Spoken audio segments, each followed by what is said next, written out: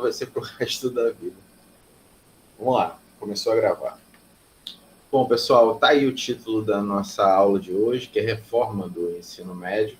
Né? Nós vamos, na verdade, dar continuidade à nossa disciplina. A gente chegou no conteúdo passado até uma primeira fase dos governos no ano 2000, e agora nós vamos dar continuidade num governo específico, né, do governo, a parte do pequeno tempo que o Temer ficou no poder, né, e as reformas que ele realizou. Na verdade, a reforma importante para a gente estudar, né, é justamente essa reforma do ensino médio, que está para ser implementada em 2022, mas, no entanto, tem um histórico que, por incrível que pareça, vem de 2013, né, ainda no primeiro governo Dilma, né, só que sofreu uma série de mudanças, inclusive mudanças identificando o seu perfil com o perfil de outros governos, e aí nós temos, em 2016, a implantação de uma medida provisória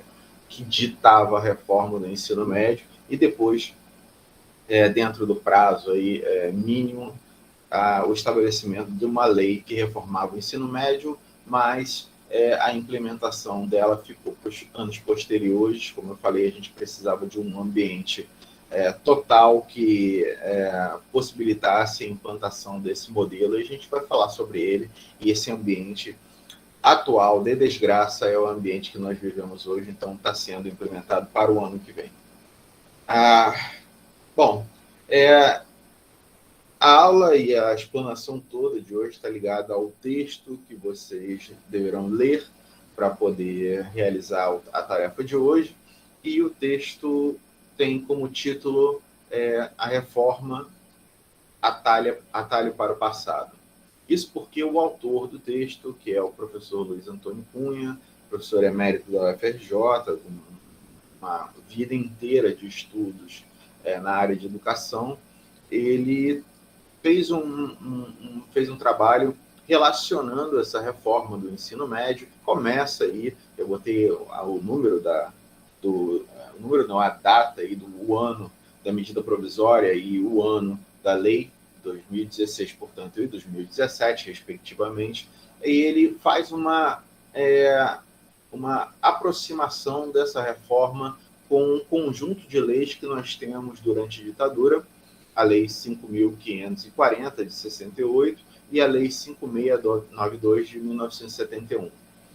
Como a gente já discutiu anteriormente, meu posicionamento que a gente teve duas leis de diretrizes e bases de educação, uma de 61, a outra de 96, mas que tem muitos pesquisadores que apontam que o conjunto dessas duas leis constituem uma nova lei de diretrizes e bases da educação acontecida durante a ditadura. O fato é que uma lei ela vai reformar o ensino médio, a outra vai atuar sobre o ensino superior. A primeira, aliás, de 68, vai atuar sobre o ensino superior, e a segunda vai atuar sobre o ensino médio. Então, vamos passar para ela e vamos aproveitar essa narrativa do Luiz Antônio Cunha e vamos voltar a essas duas leis e conhecer um pouquinho de como funcionavam essas duas leis, tentando fazer o trabalho que ele faz no seu texto, o texto que vocês vão ler, que é uma aproximação com esse período histórico da época que a gente chama de ditadura civil-militar. Bom, eu coloquei como precedente, mas está aí o número da Lei 5.540, de 28 de novembro de 1968, que fixa as normas de organização e funcionamento do ensino superior e sua articulação com a escola média, com um nível de segundo grau, né, é o que nós temos hoje como ensino médio, e dá outras providências. E aí a gente tem uma citação do texto, né, com a página 374, né, e que vem dizendo o seguinte: divisão dos cursos de graduação em 2 ciclos. Né? Todo curso de graduação, desde então, passa a ter 2 ciclos. O ciclo básico, comum a grupos de cursos afins, e o profissional, no qual se daria a especialização profissional. Bom, como é que funciona isso? Né? A ideia do ciclo básico é a ideia de, primeiro, amadurecer os jovens que estão entrando na academia, entrando na universidade, para o tipo de ensino e a profundidade do ensino que eles estão tendo no ensino superior, né? E para isso você reunia vários cursos diferentes, por exemplo, a área da saúde toda se reunia e aí tinha ali um ciclo básico de disciplinas que toda a área da saúde deveria cursar. O mesmo acontecia, por exemplo, para a área da educação ou matérias de humanas. E aí você colocava tudo num pacote só, criava um ciclo básico, né? E esse ciclo básico era cursado por todas as disciplinas, não importasse aí a especificidade da sua disciplina. Bom, como eu disse a vocês, a ideia ali era amadurecer o indivíduo que estava entrando na universidade. Vocês estão aí no segundo período de vocês, então já não são mais calouros, né? Mas ainda precisam entender como é que a academia funciona, a universidade funciona, entender a língua da academia, né? Como a gente faz ciência, a metodologia, toda a metodologia, todos os conceitos a serem tratados, e isso vai acontecendo com o tempo. Tá? Vocês estão no segundo período, mais ou menos aí, a partir do quinto, sexto período, vocês vão estar mais familiarizados com tudo que está acontecendo na universidade e vão ficar à vontade aí para poder lidar direito com fazer científico, principalmente, claro, aqueles que se dedicam à iniciação científica, que tem um avanço muito mais rápido, mesmo porque, né, tem um trabalho de estudo científico com o seu orientador, e isso faz, claro, com que a pessoa avance mais. É claro, é importante também fazer os programas de passe, de PBEX, né, de PIBID, para você também continuar e avançar no teu conhecimento aí com relação ao trabalho científico, ao trabalho da academia. Bom, uma das coisas que eu falei com os alunos corrigindo esses trabalhos, né, é que quando, por exemplo, você faz uma citação direta, como essa que está aí, tá? Existem umas regras para essa citação direta em textos, tá? Não vou comentar sobre isso agora, mas uma citação direta sempre tem que estar entre aspas, totalmente, tá? No caso de você pegar uma frase pelo meio dela, você coloca reticências aqui entre esses sinais para poder identificar, a pessoa entender que você está fazendo uma citação, mas que você não está pegando do início da frase, e no final dela você põe o nome do autor, o ano e a página de onde você tirou. Isso você fazendo uma citação direta, tá? Existem citações diretas de mais de 3 linhas, de menos de 3 linhas, mas isso é para um outro momento. Vale lembrar, né, que quando a gente está dando aula, a gente tenta não ficar falando sobre isso, porque isso cabe a algumas disciplinas específicas e também é um trabalho do orientador, que aí fala mais sobre isso com vocês quando está dando uma orientação específica. Bom, o ciclo básico não é algo que está absolutamente afastado dos dias de hoje. Vocês mesmos, agora, estão entrando aí no curso de pedagogia, estão no segundo período, vocês estão fazendo uma espécie de ciclo básico. Por que uma espécie de ciclo básico? Vocês estão fazendo disciplinas que são obrigatórias para a formação de vocês. Depois que vocês terminarem esse ciclo de disciplinas obrigatórias, aí sim vocês vão poder escolher outras disciplinas dentro de um conjunto que vai ser disposto para vocês. A ideia, portanto, é que esse núcleo de disciplinas obrigatórias, que podem ser interpretadas como básicos, porque são colocados no início do curso de vocês, elas sirvam de base, olha o termo básico aí de novo aparecendo, de base, de alicerce, para vocês desenvolverem as próximas disciplinas e as próximas disciplinas que vão acontecer, estar disponíveis para vocês nos próximos anos de curso. Então, por exemplo, história, ou sociologia, ou filosofia e educação, né? Todas essas disciplinas são disciplinas básicas. Vocês tendo dificuldade de se desenvolver nessas disciplinas, vocês também terão dificuldade, muito provavelmente, o que a gente percebe isso, vocês terão dificuldade de desenvolver nas próximas disciplinas, porque a base para vocês desenvolverem essas disciplinas está sendo dada nesses primeiros anos. É por isso que você tem História da Educação 1 e História da Educação 2, respectivamente, no primeiro e no segundo. É fundamental, certo? Não é à toa que essas disciplinas que vocês estão fazendo, além de Psicologia da Educação, que vocês vão pegar também nos próximos semestres, todas elas estão dentro de um departamento específico da Faculdade de Educação, que é o Departamento de Teorias e Fundamentos. Olha o termo, teorias e fundamentos, ou seja, a base que vocês têm para o desenvolvimento intelectual de vocês dentro da academia. Bom, voltando para 1968, além desse ciclo básico, que nessa época era comum a várias disciplinas diferentes, né? Atualmente, é claro, vocês têm um ciclo básico específico para a pedagogia.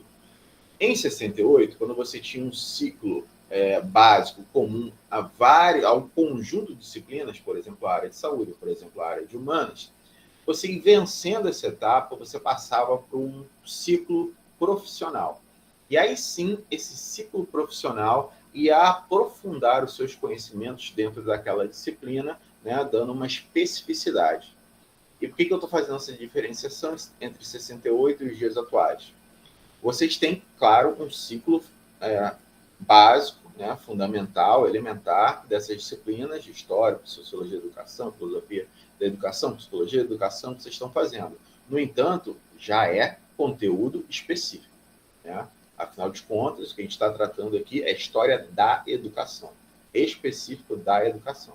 Claro, a gente pega o conteúdo de história e foca na educação, assim como sociologia faz com relação à educação, psicologia vai fazer com relação à educação, filosofia vai fazer com relação à educação, certo?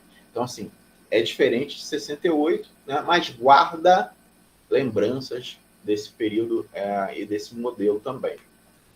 E aí a gente tem o estabelecimento da Lei 5692, de 11 de agosto de 1971, né, que fixa, esse aí é o iniciozinho da lei lá, né, que fixa diretrizes e bases para o ensino de primeiro e segundo graus e dá outras providências, tá? E aí o Cunha vai citar aí, olha, a profissionalização universal e compulsória do ensino de segundo grau, isto é, a partir de então, passa a ser nas escolas obrigatório uma profissionalização, isto é, o estabelecimento, né, de cursos preparatórios para o indivíduo, ao final do curso, exercer uma profissão específica.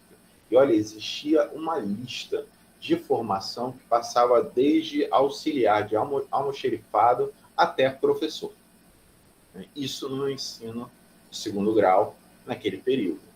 Como eu falei já para vocês, quando a gente tratou da ditadura civil-militar, muitas escolas públicas simplesmente não conseguiram implementar esse ciclo de ensino médio, no segundo grau, profissionalizante, porque não tinham profissionais adequados para poder realizar os cursos. Obviamente, faltavam professores para poder, né, em todas as escolas do país, realizar pelo menos um curso, né, que desse formação, né, de técnica para as pessoas que estão saindo do segundo grau.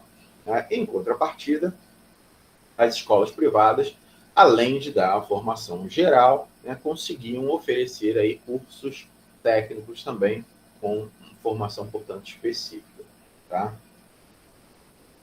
Bom, nesse quadro que eu coloquei para vocês, aí eu coloquei a reforma de 71, a lei de 71 antes da 68, só por conta da 5692, de 11 de agosto, falar sobre o ensino médio, educação de segundo grau, né, e o 5.540 falar sobre o ensino superior. Mas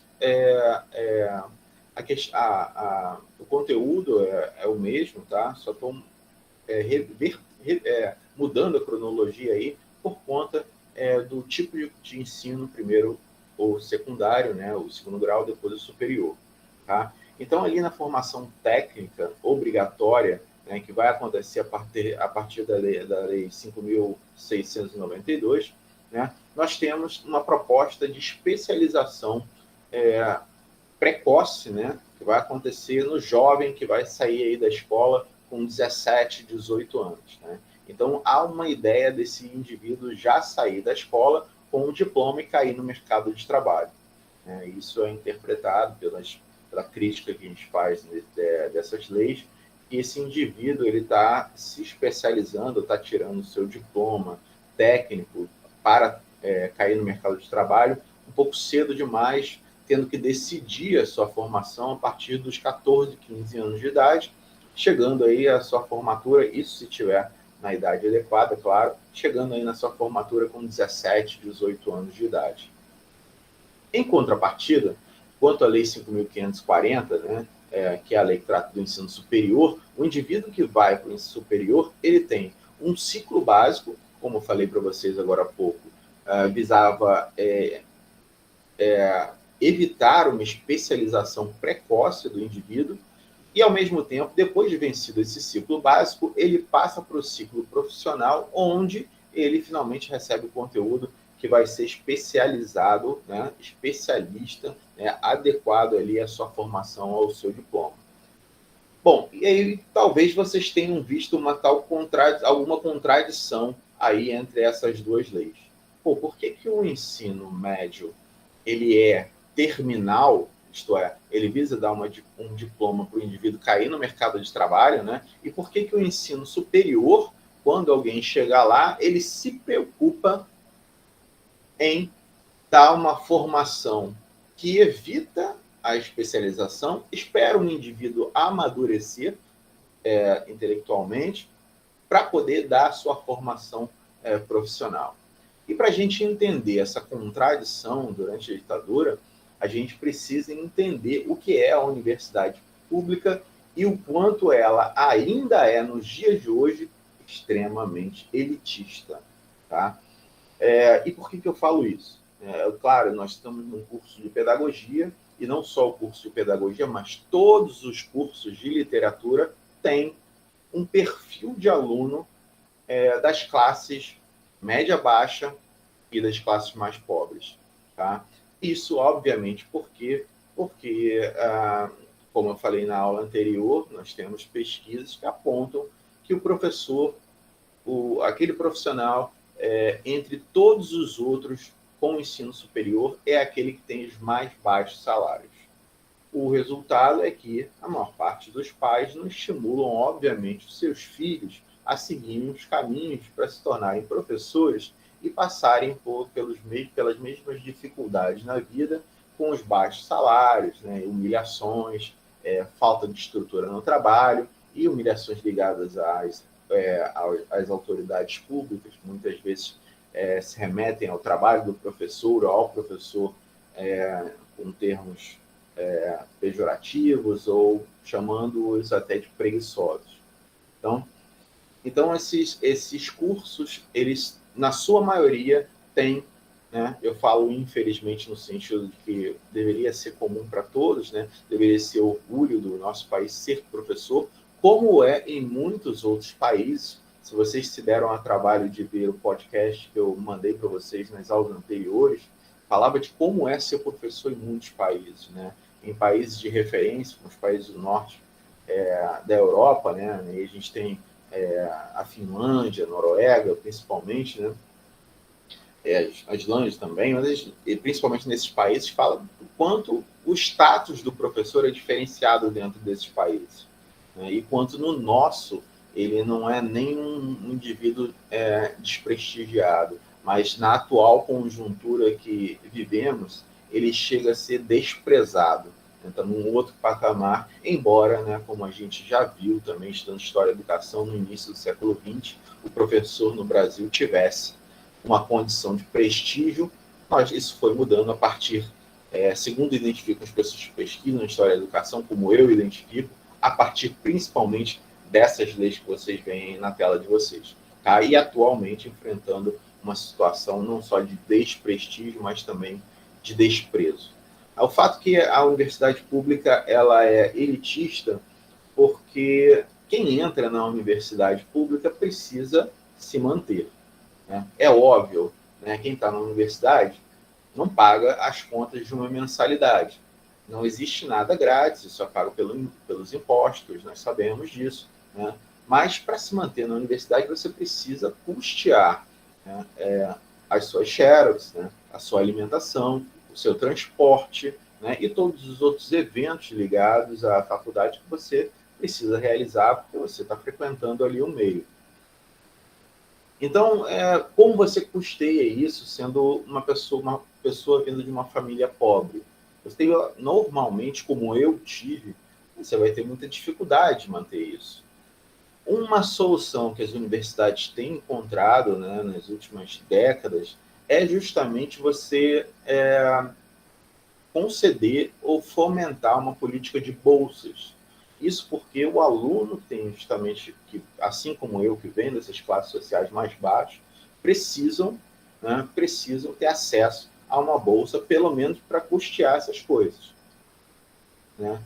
É claro, além de custear essas coisas, os alunos precisam ter uma outra base, que é uma base familiar. Isto é, se o aluno, além de custear tudo isso que eu falei para vocês, ainda tem que pagar luz, gás, água, telefone, cuidar de filho, se ele tem que fazer tudo isso, ele não pode, nem com uma bolsa ele consegue, ele precisa trabalhar. Não é? Então, assim, para manter os alunos, essa base, essa outra base, a universidade ela não consegue atingir. Quem atingia era o Bolsa Família, mas aí numa outra situação. Tá? A universidade não consegue atingir essa base, mas elementar, de forma elementar, ela consegue custear, pelo menos, a manutenção desse jovem dentro da universidade, com uma bolsa que a gente sabe que está em torno de R$ 400 atualmente, que é uma bolsa de iniciação científica, ou uma bolsa de monitoria, ou uma bolsa de PIBID, né, e por aí vai.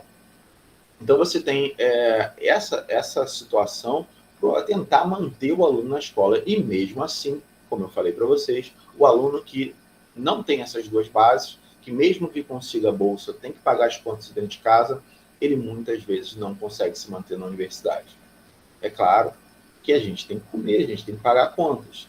E isso eu tenho visto nos últimos dias, nos últimos meses, aliás, dentro dessa disciplina anterior que eu lecionei, alunos abandonando a universidade porque tem que trabalhar. Você tem que trabalhar, tem que pagar a conta, né? E a gente faz o quê? A gente tenta não facilitar, mas tenta manter o aluno dentro da universidade, dando oportunidades. Olha, tudo bem, atrasou, vamos ver aqui, entrega nesse dia, vamos combinar o outro dia, né? Muitos de vocês estão aqui me ouvindo hoje, já passaram por isso, a gente conversa, né, fora assim da sala, né, de aula, e a gente tenta ajeitar para não perder o aluno, né? Porque é uma oportunidade de estar na universidade pública. Se não tiver aqui, além de todos esses custos, se for para uma universidade privada, ainda vai ter que pagar mensalidade, o que é muito mais difícil, né, de manter. Então, assim, apesar disso tudo, a universidade hoje é um pouco menos elitista. Também é um pouco menos elitista por conta dos vários sistemas de cotas. E eu não vou falar nem das cotas raciais, né, as cotas para índios, para negros, mas sim da cota que vem das universidades, das escolas públicas. Né? Vocês sabem que a gente tem uma cota que define 50% das vagas para alunos egressos da escola pública, o que é maravilhoso, porque a gente recebe alunos das classes mais baixas que não puderam pagar a escola. E por que eu estou citando isso? Como a gente já falou também anteriormente, há na percepção da universidade pública a seguinte lógica: o aluno que vinha da escola privada ia para a universidade pública, e o aluno que vinha da escola pública ia para a universidade privada. Isso mostrava o quanto a universidade pública era elitista, que se manter na universidade era muito difícil.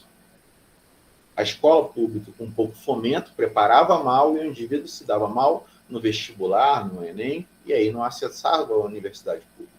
Agora, com essas políticas de cotas, de bolsas, nós temos tentado democratizar a universidade pública, não só com a presença de mais negros, não só com a presença de mais indígenas, mas principalmente alunos egressos da escola pública. Tá? Isso é uma política recente. Quando a gente fala de 1960, 1970, essas políticas não existiam. E aí o que a gente tinha na prática era que a escola pública era absolutamente elitista. Não havia uma política que estabelecesse que 50% tinham que vir da escola pública. Não existia uma lei, uma normatização que estabelecesse que tinha que ter um percentual, uma cota para negros. Não existia uma lei que estabelecesse que deveria haver uma cota para indígenas. Não existia uma política de bolsas para poder manter o interesse do aluno na universidade. Então, quem ia para a universidade pública era quem realmente podia estar lá financeiramente. Tá? Não é à toa que o próprio Cunha vai falar nessa citação que eu trouxe para vocês aí, que o aluno da universidade pública, né, era, de forma natural, o aluno que vinha das escolas privadas. Tá? E é nesse período que essa lógica do aluno da escola privada frequentar a universidade pública se estabelece. Nesse período, tá bom? Embora, como eu falei para vocês, nós estejamos trabalhando no sentido de não inibir a entrada do aluno da escola privada na universidade pública. Não se trata disso, tá? Mas também estimular o aluno, fazer o aluno, principalmente da escola pública, entender que a universidade pública era para ele, é para ele também.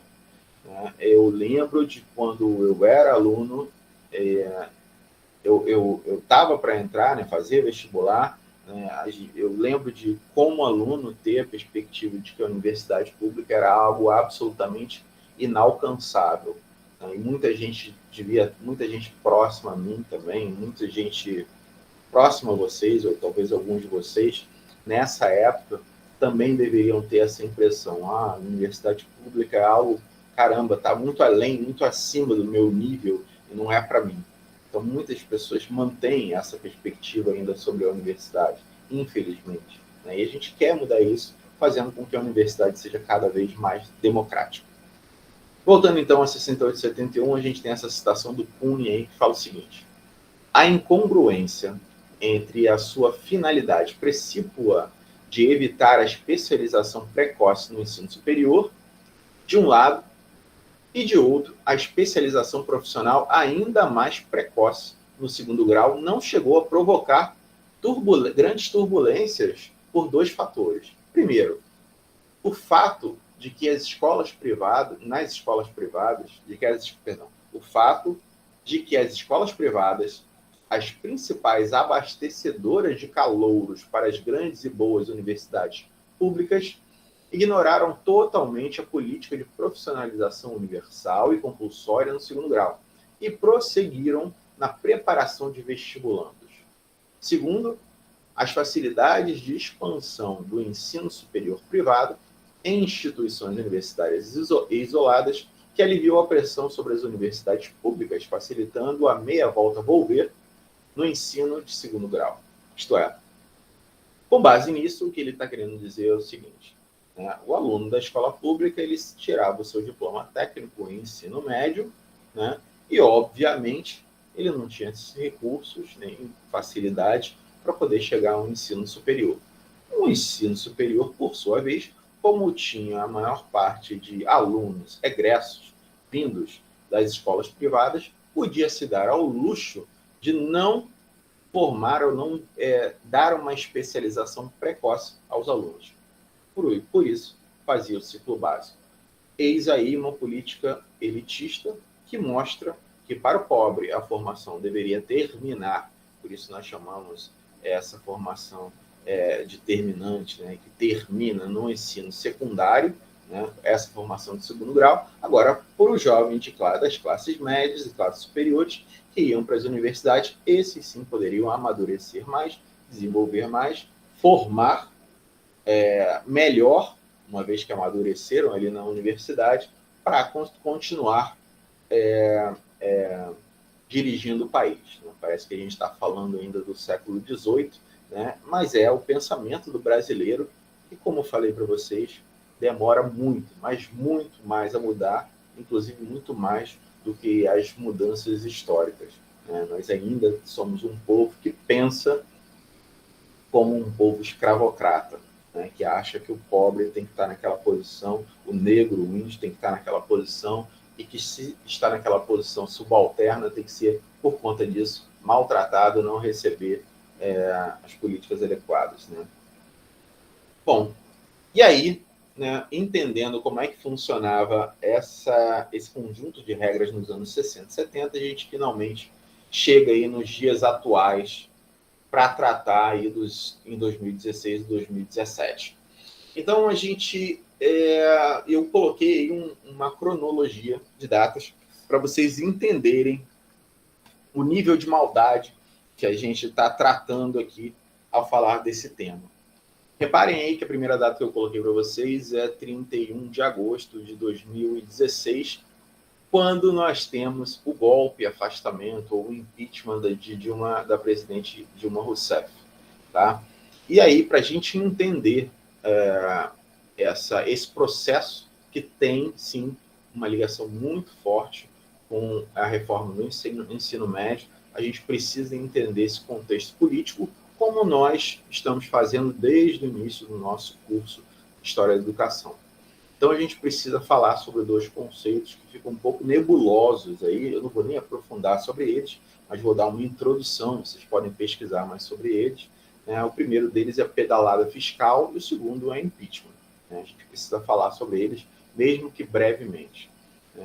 A primeira coisa que a gente precisa saber sobre pedalada fiscal, que nada mais é do que, esse termo é um termo vulgar, é um termo popular, mas o processo de pedalada fiscal nada mais é do que você jogar para frente uma dívida, algum boleto, como se fosse um boleto para pagar, algo para pagar, e receber e ficar, portanto, com os recursos que você ia pagar. Esse boleto, essa dívida, esse conjunto de coisas que você deveria pagar, você fica com esses recursos para poder fazer um investimento hoje. Ou, portanto, o que acontece? Você rola uma dívida para frente, não paga essa dívida, fica com os recursos e investe o recurso. Você joga a sua dívida ou joga o seu problema para um outro ano fiscal. E com os recursos desse ano fiscal, que você deveria pagar aquela dívida, você faz os investimentos que você acha necessário. De outra forma, você pode ser interpretado como você pegar recursos sem autorização do Congresso. É claro que você não pode fazer esse procedimento, mas você pode fazer esse procedimento desde que você tenha autorização do Congresso para realizar esse procedimento. E o que aconteceu em 2016 foi justamente esse problema. O governo Dilma, ele realizou esse procedimento sem autorização do Congresso Nacional. E ao realizar esse procedimento sem a autorização do Congresso Nacional, sim, infringiu a lei, sim, cometeu crime de responsabilidade, sim, cometeu um crime passível de impeachment, que foi o que evidentemente aconteceu. E aí a gente precisa falar já sobre o impeachment. Gente, impeachment não é um processo jurídico.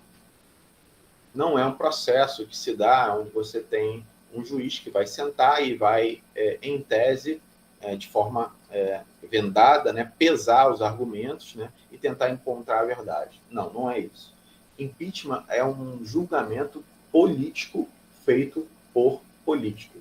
Acontece dentro da Câmara dos Deputados Federais, o presidente da Câmara dos Deputados Federais dá início ao processo de impeachment, ele recebe vários processos, e ele resolve dar ou não início ao processo. Quando ele resolve dar início ao processo de impeachment, essa discussão começa dentro da Câmara e, em determinado momento, aquela cena linda que vocês viram, cada deputado vai lá na frente do microfone e diz pela sua família, pelo futuro do Brasil, pela sua esposa, pelos seus filhos, pelo seu papagaio, cachorro, vota sim ou não. Então, essa cena aí é precedida por um julgamento político. E por que eu preciso explicar isso? Antes de 2016, de 31 de agosto, nos meses anteriores, o Partido dos Trabalhadores, naquela época, que é o partido da então presidente Dilma Rousseff, tinha um aliado na presidência da Câmara dos Deputados Federais. Esse aliado, portanto, ele literalmente sentava nos pedidos de impeachment e não colocava para frente. Acontece que esse aliado também estava sofrendo ameaças de ser investigado e de perder até o seu mandato como deputado. O que aconteceu? O Partido dos Trabalhadores, não a Dilma, o Partido dos Trabalhadores decidiu, como partido, apoiar a investigação contra esse deputado aliado, que era o presidente da Câmara. Nem vale a pena a gente falar sobre ele aqui, porque também eu vou citar outros exemplos. Mas, enfim, esse presidente da Câmara, que tinha apoio do PT até ali, e da presidente, perdeu o apoio. Quando ele perdeu o apoio e viu que o Partido dos Trabalhadores, né, o partido da presidente, ia apoiar a investigação sobre ele, que corria o risco de perder o mandato, o que ele fez em seguida? Ele, em contrapartida, deu início ao processo de impeachment. E percebam, jogo político, não tem nada a ver com justiça. Né? Se por um lado ele perdeu, ele ia ser investigado, ele achou que a presidente, né, é uma forma aí de atingir o PT, que a presidente também deveria ser investigada. Por que eu estou dizendo isso? Na atualidade, nos dias atuais, muita gente acha ou não vê por que o atual presidente, apesar de mais de 120 pedidos de impeachment, por que o presidente da Câmara não inicia o processo de impeachment? E isso é óbvio. O presidente da República, ele tem apoio, né? Comprado ou não comprado, né?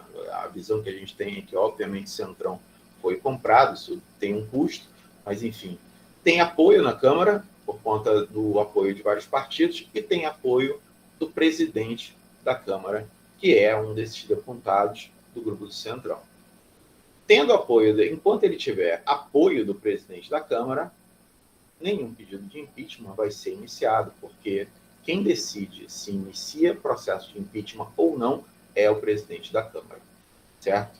Além, claro, nem precisa falar do apoio que ele tem no PGR, né?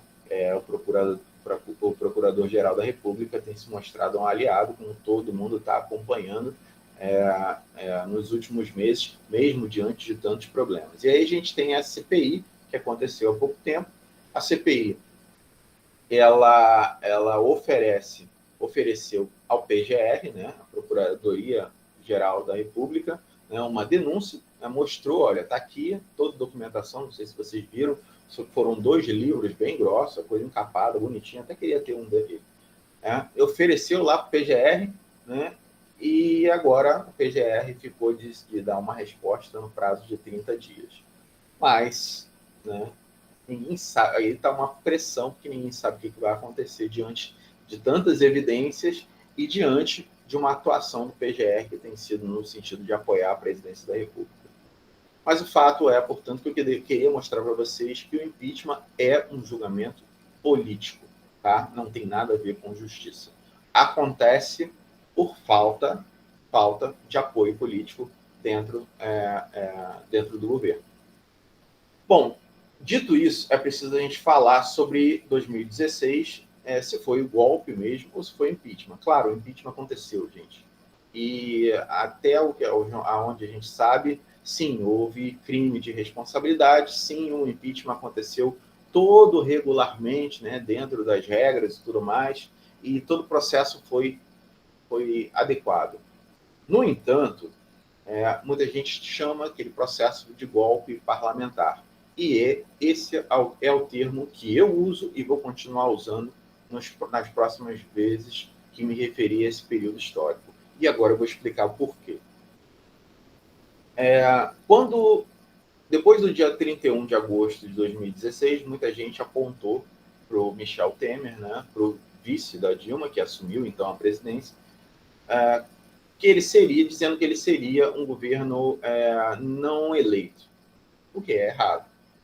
Convenhamos, esse é o outro erro que nós, das esquerdas, estávamos cometendo nesse período. Afinal de contas, quando você vota, eu já falei muitas vezes para vocês, você não vota num indivíduo, você vota na chapa, no grupo, no partido, na coligação, ou seja, um grupo de pessoas, governo, que vai assumir os cargos do Estado para poder implementar os seus projetos de governo, certo? Então, quando Você, se votou lá em 2014 na Dilma, votou, obviamente, no vice da Dilma, Michel Temer. Assim como se alguém votou no atual presidente, automaticamente votou no vice-presidente. Né? Isso é natural. Então, quando o Temer, naquele momento, falou, olha, as pessoas votaram em mim, fui eleito, ele estava certo a dizer isso. Bom, professor, mesmo assim, se eu diz que é golpe, digo, calma, a gente vai chegar lá. Portanto, como a gente vota numa chapa, num grupo político, num partido, num grupo político, numa coligação, nós estamos votando num projeto. Isto é, aquele grupo tem um projeto para governar o país, governar o estado, governar o município, e a gente está votando naquele projeto, naquelas ideias, naqueles valores que as pessoas fazem, que mostram no momento em que estão fazendo propaganda dos seus projetos políticos, né, para chegar ao poder, no processo de eleições. Pois bem, quem votou, portanto, na Dilma, no Temer, votou num projeto, certo? Aquele projeto. Houve as eleições em 2014, né? 2014, no segundo turno, nós tínhamos dois projetos. O projeto do PT e dos partidos coligados, né? O projeto que era da Dilma, portanto, que era do Temer, portanto, que era não só do PT, mas do PMDB, partido do Michel Temer. Do outro lado, nós tínhamos um outro projeto, o projeto do PSDB, do DEM, projeto que era capitaneado naquele momento pelo candidato que era o Aécio Neves. Pois bem, esses dois candidatos, né, as pessoas elegeram a chapa, o projeto, o grupo, né, a coligação da Dilma, do PT. E aí, o que aconteceu? Esse projeto foi vencedor, assumiu a posição dele de governo, né, o grupo assumiu os órgãos, as instituições públicas e começaram a implementar os seus projetos. No caso da Dilma, era uma continuação, uma vez que ela já era presidente. O golpe está onde? O golpe está justamente quando a Dilma Rousseff caiu e o Temer, que foi eleito, deveria, portanto, dar continuidade ao projeto que fez com que ele fosse eleito. E esse projeto era um projeto de bem-estar social, de preocupação com a sociedade, de um projeto de tendências de centro-esquerda e que não foi implementado. Naquele momento, o Michel Temer estava fazendo acordos com o PSDB e com o DEM, recebeu apoio político, principalmente desses dois partidos, para poder apoiar e confabular o impeachment que estava acontecendo dentro do Congresso. Para mim, a minha visão de 2016, que o golpe parlamentar de 2016 acontece aí, na mudança de projeto. Isso porque eu e os outros eleitores desse país elegemos um projeto. Quando ele toma o poder, e aí eu não vou nem discutir como isso acontece, quando ele toma o poder, já que ele foi eleito para implementar esse projeto, sendo vice, ele pega e muda o projeto para uma tendência de projeto, para aquele projeto que foi derrotado nas eleições de 2014. Não é por acaso que, se vocês pesquisarem o que aconteceu nos dias seguintes, vocês vão ver o novo governo Temer, ao lado justamente de deputados do PSDB e do DEM. Vou citar alguns exemplos disso. A Dilma Rousseff, ao contrário do que aconteceu lá com Collor, né, sofreu o impeachment, foi cassada, mas não perdeu os direitos políticos. O Collor perdeu. Outra coisa interessante, reparem nas datas, 31 de agosto de 2016, e agora vejam a próxima data, 2 de setembro. 2 dias depois, o Congresso Nacional sanciona uma lei que autoriza ao governo a pegar créditos suplementares para o ano sem autorização do Congresso. Isto é, aquilo que gerou o processo de impeachment, que tirou a Dilma do poder, 2 dias depois estava sendo autorizado para que fosse feito dentro do novo governo Temer. Isso mostra que o que estava sendo julgado ali, obviamente, era a política daquele governo, não se era corrupto ou não era corrupto, se tinham passado, né, de desvio de verbas, se não tinham passado. O que estava sendo julgado ali, obviamente, era a política. Se a Dilma tivesse talvez mais empenho político em lidar com o seu presidente da Câmara, isso não teria acontecido, do mesmo jeito que isso não vai acontecer até o final do mandato desse presidente que aí está, infelizmente.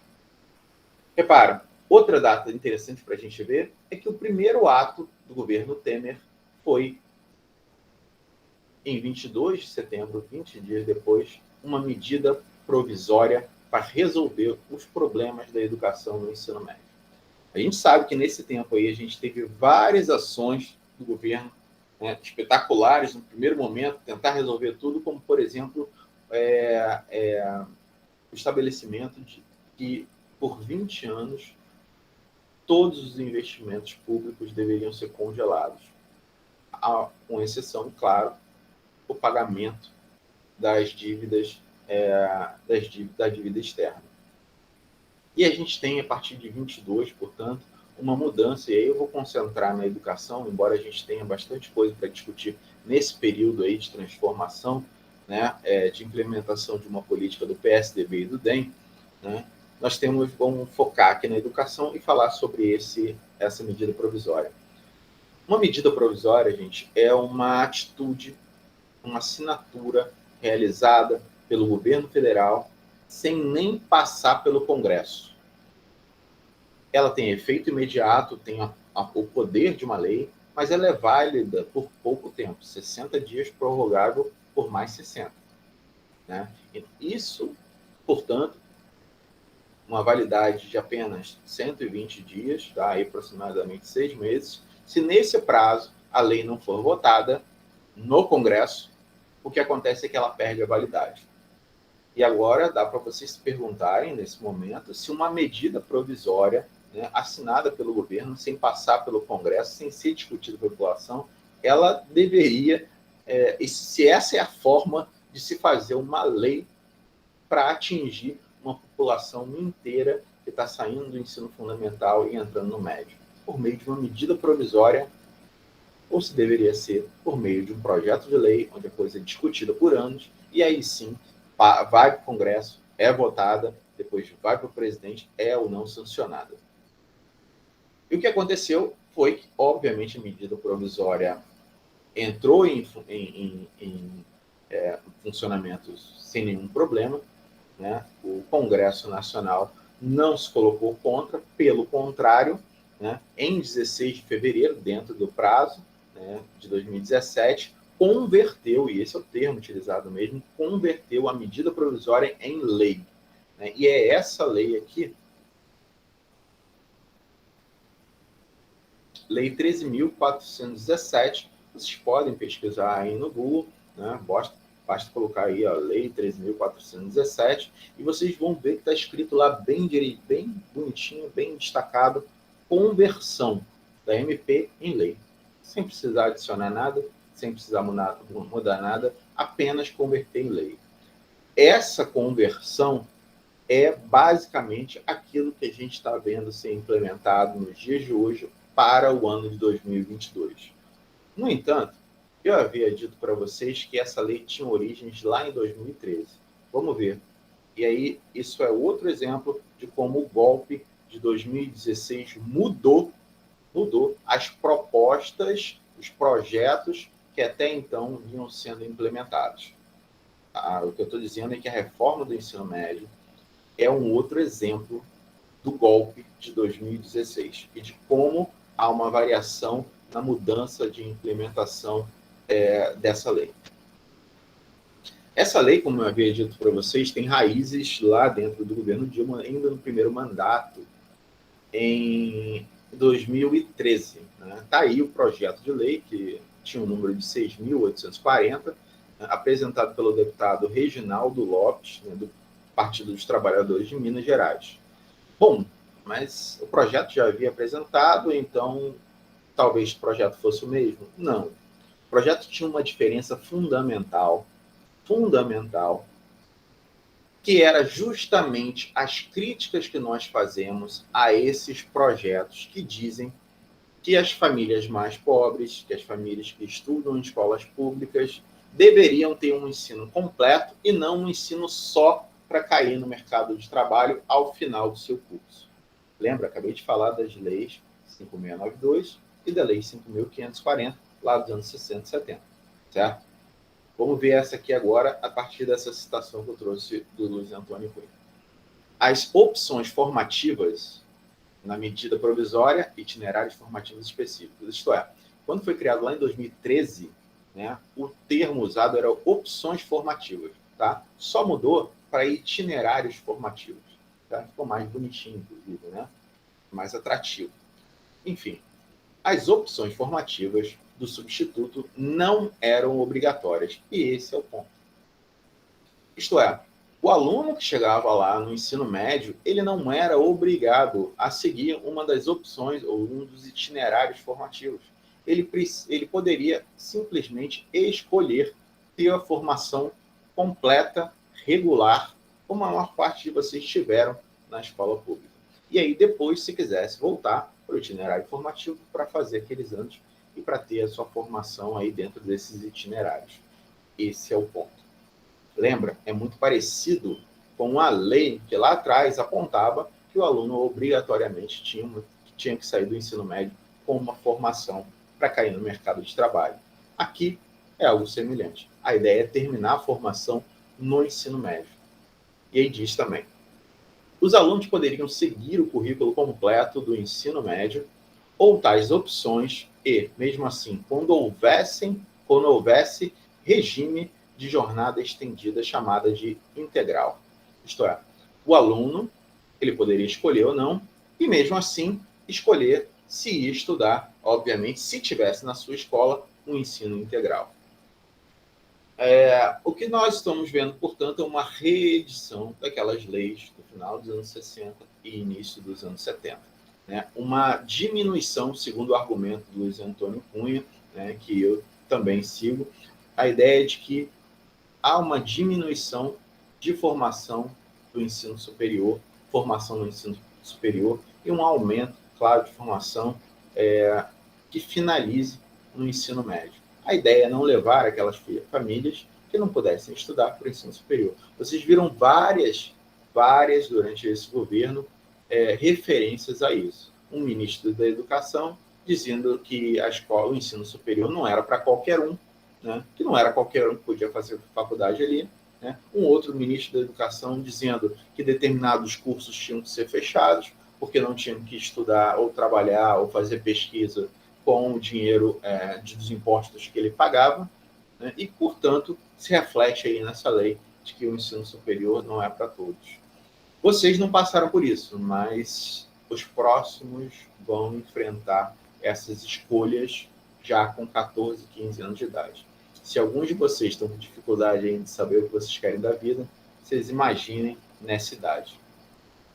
Bom, vocês sabem que cada pesquisador aqui tem uma formação específica e faz pesquisa sobre um campo específico.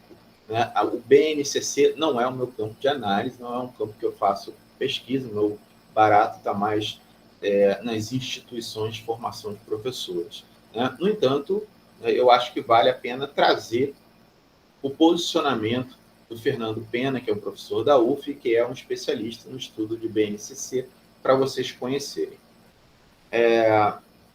Eu vou tirar o fone de ouvido aqui e vou passar para vocês esse vídeo. No entanto, o vídeo tem vídeos dentro de um vídeo, dentro desse vídeo que vocês estão vendo. Parece um episódio do Black Mirror, mas é um vídeo dentro do vídeo dentro do vídeo. Então, alguns trechos são um pouco baixos. Eu preciso que vocês usem fone de ouvido e que mantenham a atenção, porque esses trechos vocês precisam ouvir aí com maior atenção por conta da altura do volume. Tá? Eu vou tentar aumentar o máximo possível. E vou também desligar o meu ar-condicionado aqui para vocês não terem nenhum barulho nesse tempo.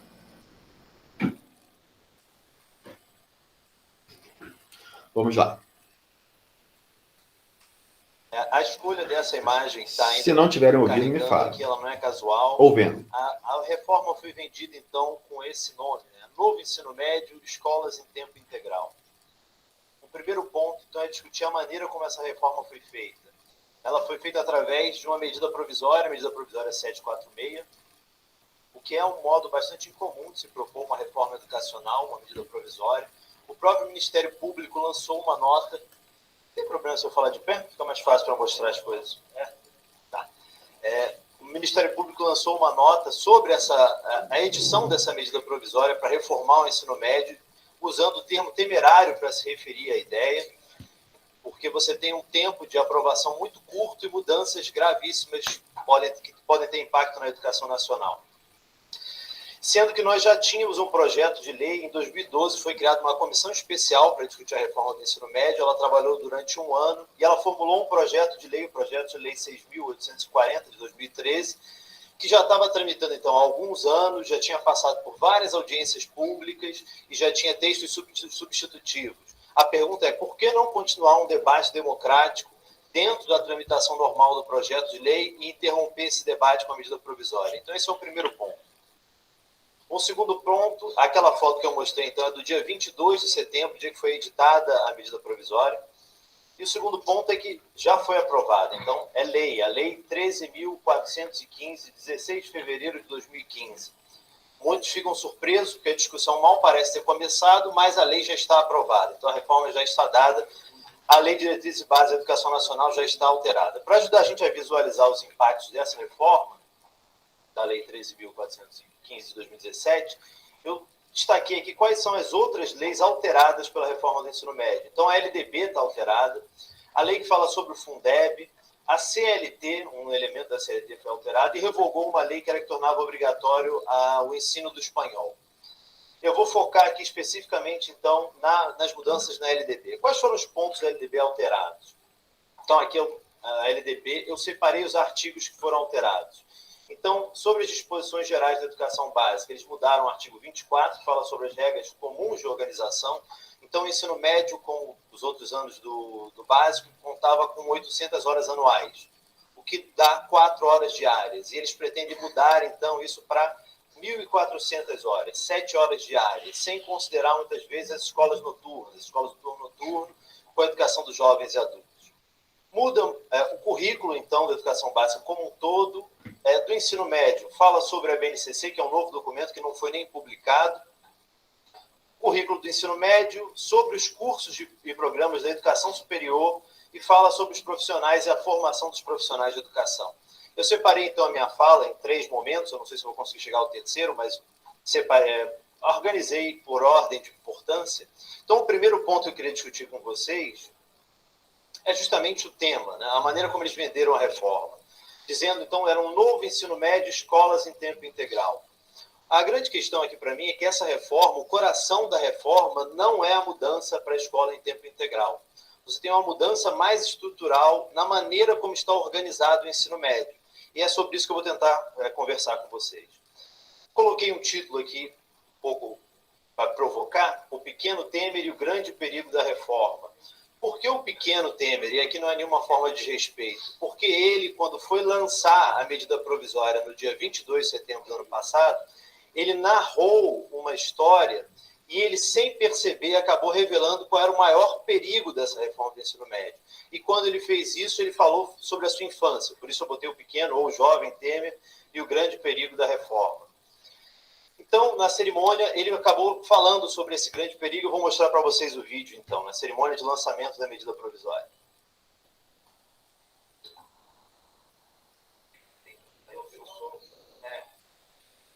Bom, talvez, né? Ele está contando, depois a gente vê se o som volta, ele está contando um pouco sobre na infância dele, num município, num pequeno município no interior do estado de São Paulo. Ele estava falando sobre o fato que ele poderia escolher, então, entre o clássico e o científico. E aí depois a história continua e eu vou tentar traçar um paralelo aqui importante para entender a reforma. Então, qual é o grande ponto da reforma? Para mim, a mudança estrutural na reforma do ensino médio. O ensino médio será dividido em 2 partes, uma dedicada à tal da Base Nacional Comum Curricular e uma outra dedicada aos itinerários formativos. O que isso quer dizer? O aluno, então, vai fazer uma parte comum a todos e depois ele vai ter que escolher itinerários formativos. Ele vai poder fazer opções sobre o que ele quer ou não cursar. Isso está na LDB agora no artigo 36, né? Ela já está alterada. simplesmente dizendo que será composto pela Base Nacional Comum e por itinerários formativos, e ele indica 5 itinerários possíveis: linguagens, matemática, ciências da natureza, suas tecnologias, ciências humanas e sociais aplicadas e formação técnica e profissional. E aqui nós temos uma questão importante para falar, né? Mas mais para frente. A carga horária destinada à BNCC, então, não poderá ser superior a 1.800 horas. Então, essa parte comum não pode ser superior a 1.800, só que a gente não sabe se esse 1.800 é na carga atual ou se na que vai ser proposta. Então, eles têm falado muito sobre metade, o aluno faria o primeiro ano do ensino médio comum, a metade do segundo comum, e aí na metade do segundo ele teria que escolher um dos itinerários. E faria a metade do segunda metade do segundo ano e o terceiro já dentro das matérias que ele escolheu.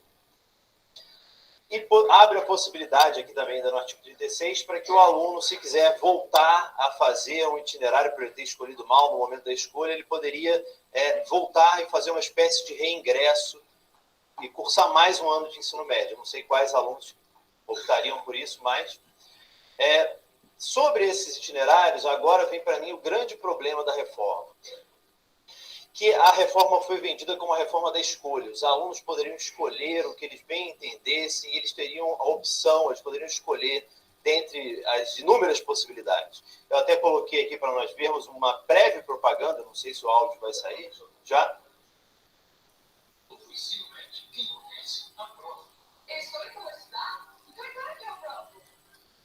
Minha vocação, sim, eu aprovo. Eu quero. Eu aprovo. Com o novo ensino médio, você tem mais liberdade para escolher o vestibular de acordo com a sua vocação. É a habilidade que você queria para decidir o seu futuro. Tem mais nomes também. Aprova. Acesse o site e saiba mais. Ministério da Educação. Confira no final. Ordem e progresso. Então os jovens se levantam e falam: eu aprovo, eu agora quero cursar. Até eu fico vendo a propaganda com vontade. Mas o grande problema é: será que efetivamente vai ser oferecido para o aluno essa gama de opções?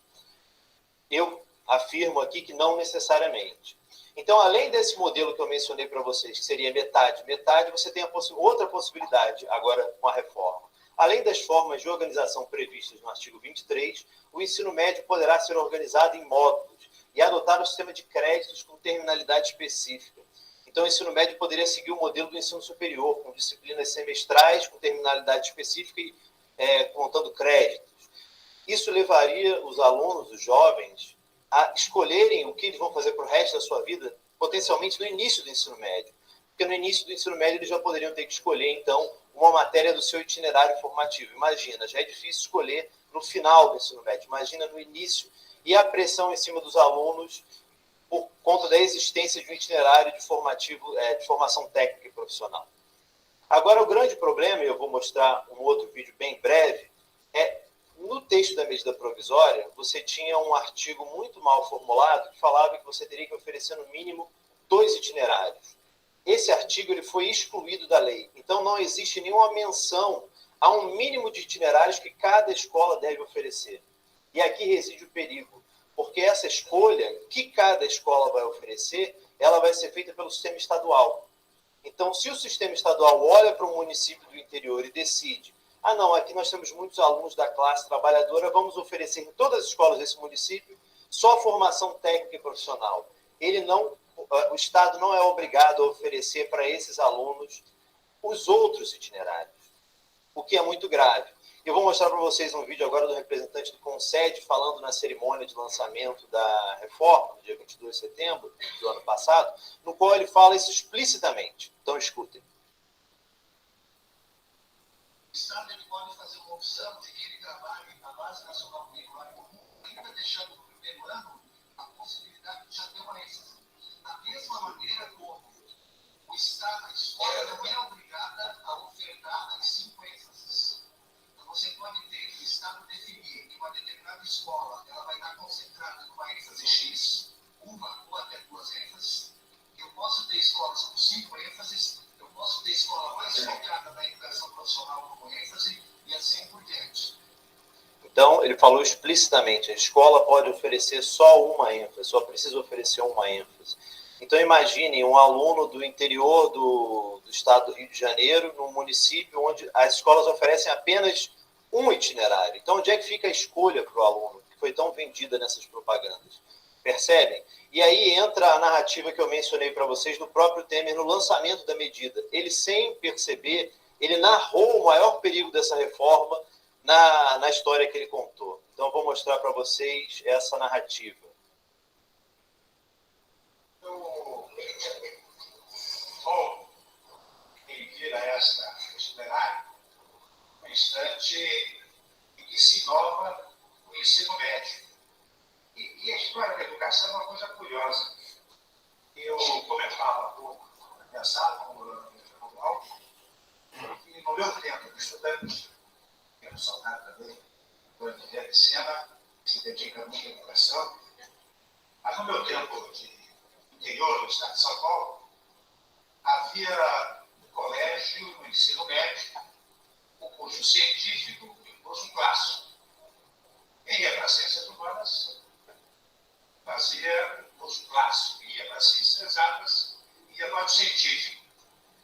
E eu confesso que lá na minha cidade pequena, a minha inclinação toda sempre foi para ciências humanas. E eu me recordo que não havendo curso clássico, eu ingressei no primeiro científico, mas logo no final do ano, que até tinha sido na época, eu fiquei assim uma época de física e química. E daí eu percebi que eu tinha que ir para o curso clássico, e daí vim para São Paulo para fazer o clássico. E hoje eu vejo que muito mais aperfeiçoadamente essa nova estrutura do ensino médio. Tá bom, né? A história é bastante curiosa, né? Então ele conta que ele estava no município, no interior ele vivia no município do interior de São Paulo e que ele tinha inicialmente duas opções, o clássico e o científico. Só que no município onde ele vivia, as escolas só ofereciam uma das opções, só o científico. E ele acabou ficando de segunda época, recuperação em física e química. Qual foi a solução dada para o problema? A família dele pagou para que ele fosse para a capital, onde ele pôde, então, ter acesso ao outro, nós chamaríamos outro itinerário vinculado às humanidades. Perfeito, era aí que eu estava querendo chegar. Será que, e essa situação pode se repetir agora, com a não obrigatoriedade dos itinerários oferecidos em todas as escolas, alguns municípios podem ter limitado a opção dos seus jovens a apenas um desses itinerários. E a minha pergunta é, será que todos os alunos vão ter recursos para se mudar, fazer um curso na capital? Então, essa reforma que está sendo vendida como a reforma da escolha, ela abre um perigo muito grande, que é a falta de escolha. E um aluno como ele, que não tinha, né, predisposição para estudar física e química, poderia abandonar a escola por falta das opções que foram prometidas na propaganda que vocês acabaram de ver. Então, esse, para mim, é o maior perigo, ele abre uma brecha muito grave, porque certamente as escolas particulares de elite vão continuar oferecendo toda a formação propedêutica para os seus alunos, todos os itinerários que eles queiram cursar e mais do que o mínimo obrigatório.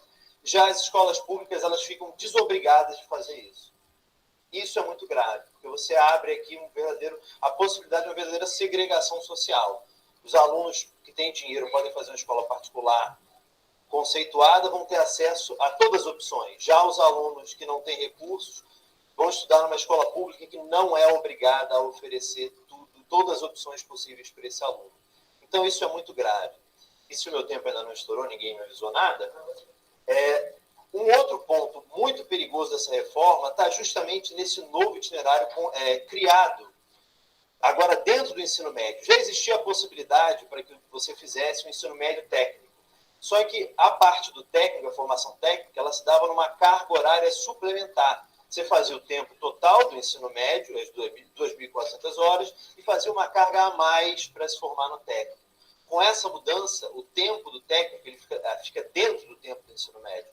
Ela vai tomar tempo de aulas como história, geografia, sociologia e outras. Se sociologia continuar, né? Eles deram uma solução no texto final muito ruim, que eles disseram que era obrigatório estudos e práticas de sociologia, filosofia, artes e educação física.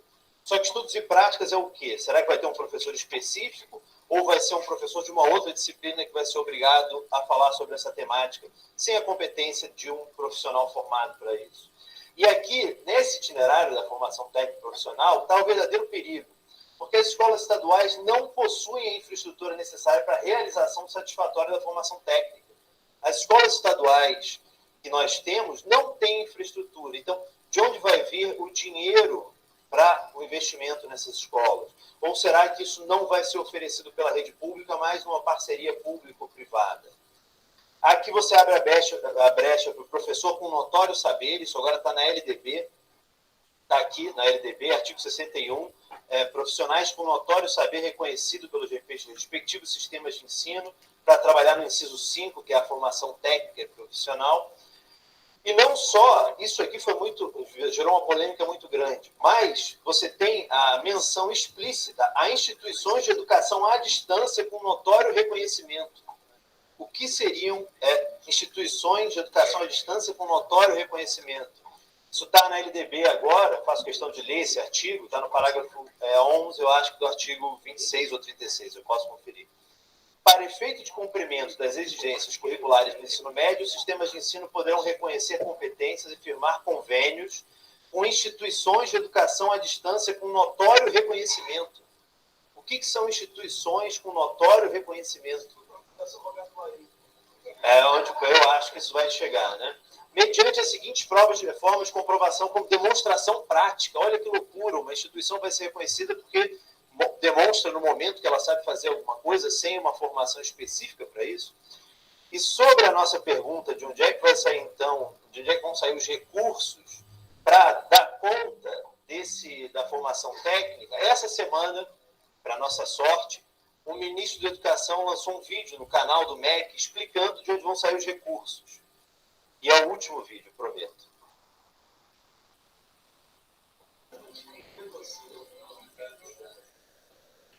A vai encaminhar uma carta consulta ao Banco Interamericano de Desenvolvimento para que novos contratos de financiamento sejam firmados.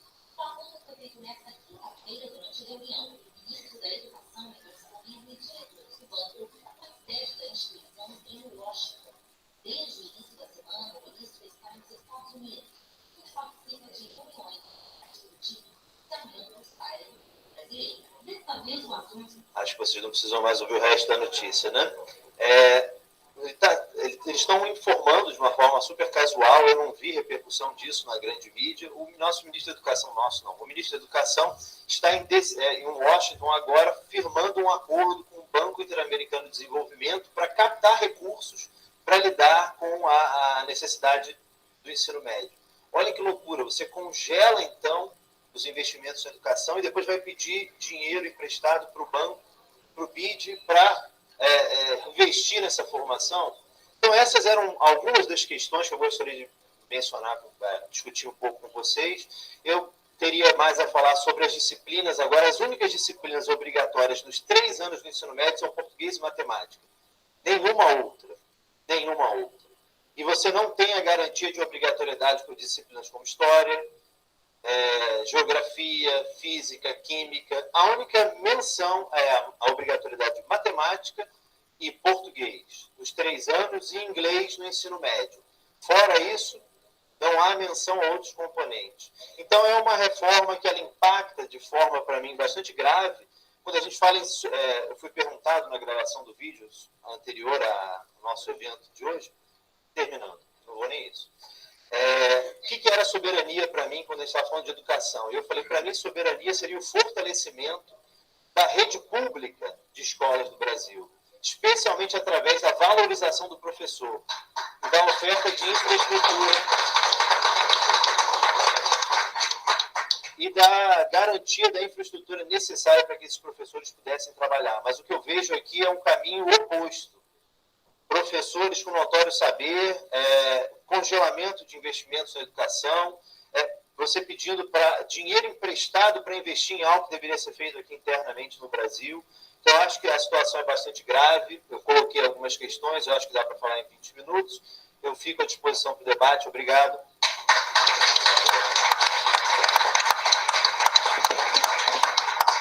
Obrigado, professor Fernando. Bom, palestra, vocês devem ter percebido, percebido que as pessoas que estavam assistindo a palestra não eram exatamente alunos, né? Jovens, né? Era um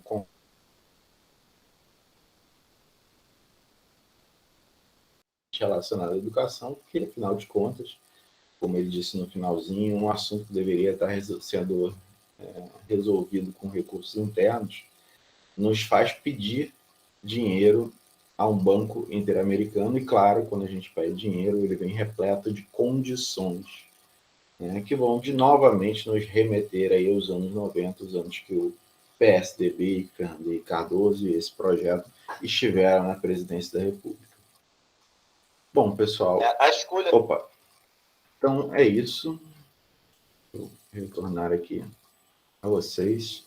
Eu vou interromper a gravação para a gente iniciar aí, colocar para vocês a possibilidade de vocês perguntarem alguma coisa e a gente conversar.